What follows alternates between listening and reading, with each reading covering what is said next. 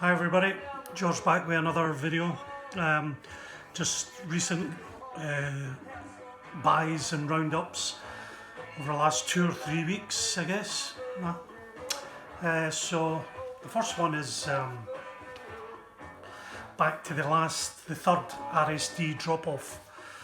And I was sort of getting a wee bit fed up with them then, like already got quite a lot in two, so I went along to this third one and I just bought one, and it's Rory Gallagher, Cleveland Calling, and it's a wee acoustic album he done at a radio station. Brilliant, really good, apart from the DJ talking in between tracks to him, but at least you hear about Rory speaking and explaining a couple of things.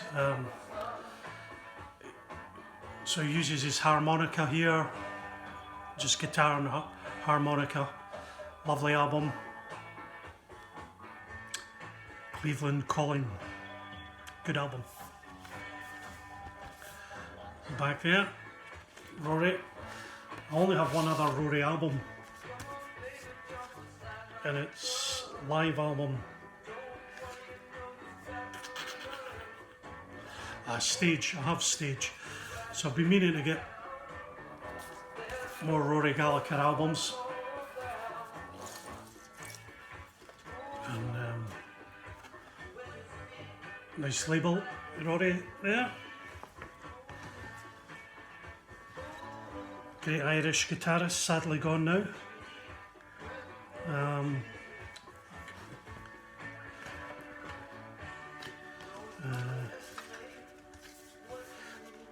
A guy I used to know used to go to Ireland for his holidays, the west coast,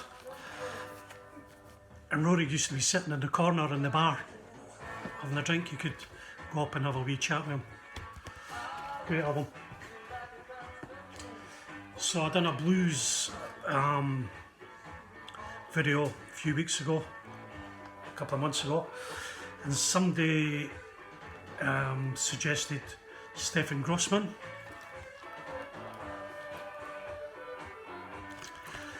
And my local record shop has got maybe about 5 or 6 of Stefan's albums, which I never really fancied for some reason. So after somebody suggested, I went to my record shop in the blues part and went, Dave, where's these Stefan Grossman albums? He went, oh, I've put them into the folk section, so I thought they'd all gone. So I thought I'd try this one first. Strange cover, really, in a way. Trying to get over the authentic blues that he plays here. But it's a really good album. Really good album, and it's on the beautiful Transatlantic label.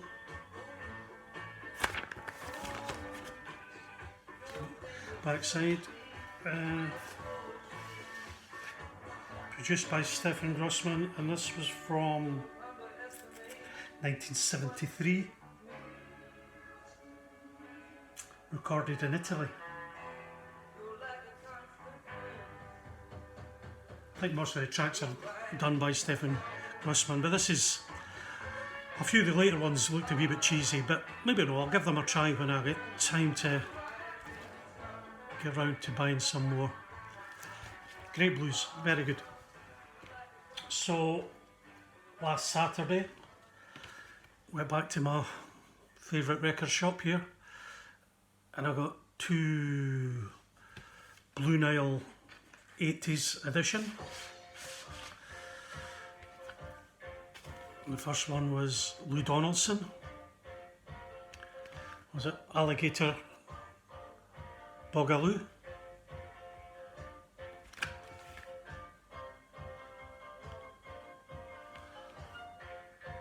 Boogaloo.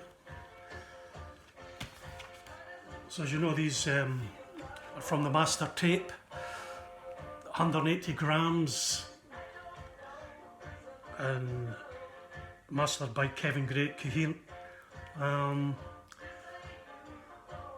So I've got Melvin Lasty, senior on cornet, Lou Donaldson, alto sax.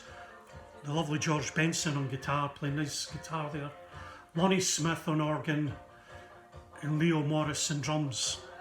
A really nice album. And although the organ's on this, it doesn't. He has his wee solo bits, but really funky jazz album. Pretty cool. Good cover. Another one I got last Saturday was Pete LaRocca. Baja. Pete LaRocca's a drummer. And this was from '65. Joe Henderson, tenor sax, Steve Kahn, piano, Steve Wallow bass, and Pete LaRocca on drums. And again, everybody has their wee part. The drums aren't overpowering, as it's a solo. Well, the main artist's a drummer. Released this year. Lovely album, really good. Wee bit different cover from your normal Blue Notes, but really nice. So he sells these to me for, I don't know, 18 or 19 pounds, I think, depending on how he's feeling. Third album I gave him a couple of albums, so I was due a wee bit credit, and he's had this album on his wall, well, forever. I've went there, last maybe 3 or 4 years, and looked at it and never really done much about it. But this is Egg, an English prog rock band from approximately 1970. This is their third album.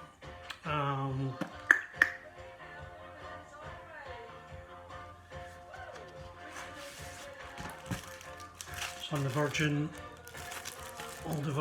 original Virgin label. Just try to get a year. It's around 70. This is actually 1974.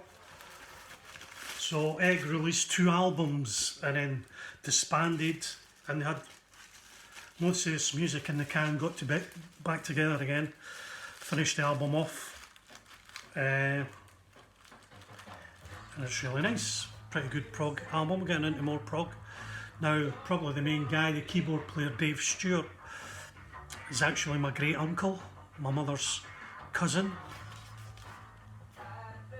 It's Dave there on keyboards. So Dave had hits in Britain with It's My Party and I'll Cry If I Want To, with his wife Barbara Gaskin, and What Becomes of Broken Hearted with Colin Blunstone, and a couple of other minor hits in the mid-70s. Now Dave Stewart also played with Bruford and some other various prog bands. Egg, good album. The next 4 are probably quite boring for a lot of people, but it's part of I'm back on Tone Poet series of albums. I got 4 from a dealer in Scotland that sells them. It's Duke Ellington, Charlie Mingus and Max Roach on drums. Monkey Jungle. It's a really good album. I don't have any other Duke Ellington records. This is a great wee trio, recorded in 1963. Good album. Charles Mingus, Duke Ellington and Max Roach. The next one I got was Grant Green, Born to Be Blue. And we've got Ike Quebec on tenor, Sonny Clark on piano, Sam Jones bass, and Louis Hayes on drums. The beautiful pictures inside. Grant Green, fantastic guitarist. 1985, Capitol Records, it's saying. Actually on a blue note.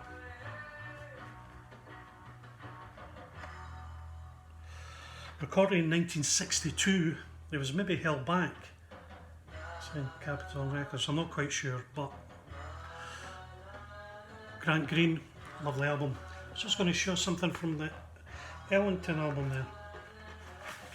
Yeah, that's on United Artists, so not all the Tone Poets carry the Blue Note label.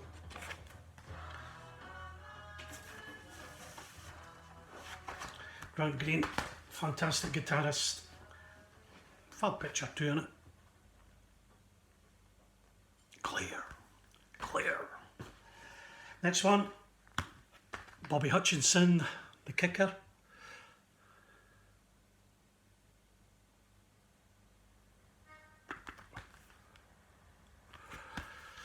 So, Joe Henderson, tenor sax, Bobby Hutchinson vibes, Grant Green again on 3 tracks, I think, Duke Pearson, Bob Cranshaw on bass, and Al Harewood on drums. 5 tracks. Released last year. This is first time on vinyl, this one. Where's the label, tell you? Rudy Van, Original Master Tape. Fecknaz, Original Master Tape, Kevin Gray, Original Master Tape. Can't see it now. Sure, this is first time to vinyl, this release.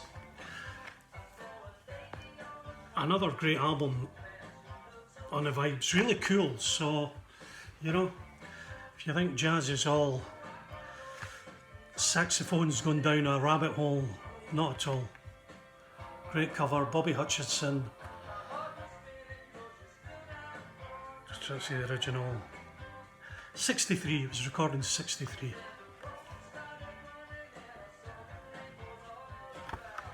Great album. And the last one I got there was Hank Mobley. Boppin'.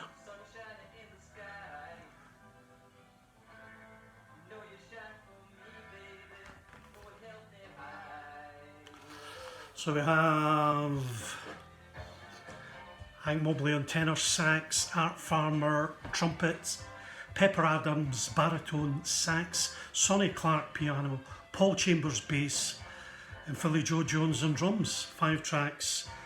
First recorded in 1957.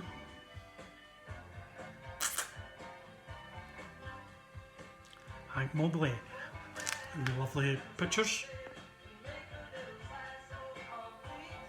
Absolutely fantastic. And you know, the more you get into jazz, the more you listen, if you find it a bit hard at first, it gets easy. And Hank Mobley's one of the harder bebop players, I would say,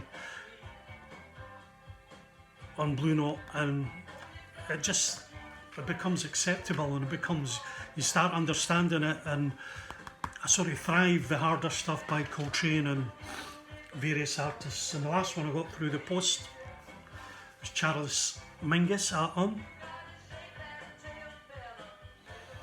And this is on a Mobile Fidelity 1-step, and I got number 3331 of 6,000. I originally ordered this when it was first on pre-release. Well, I thought I did, and my copy never arrived. Mustn't have pressed the button on it or whatever. So I just left it, you know. So they came out in 2 batches because of the virus. They only released 3 to begin with, and in the last month or so released the other 3,000. You've all seen them before. Nice couple of nice picks. Mingus. Cover on the back of the original album, which was 1959. Fantastic year.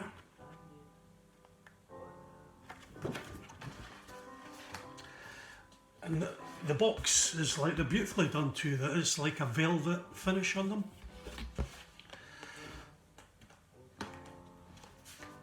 So 2 albums on the 45.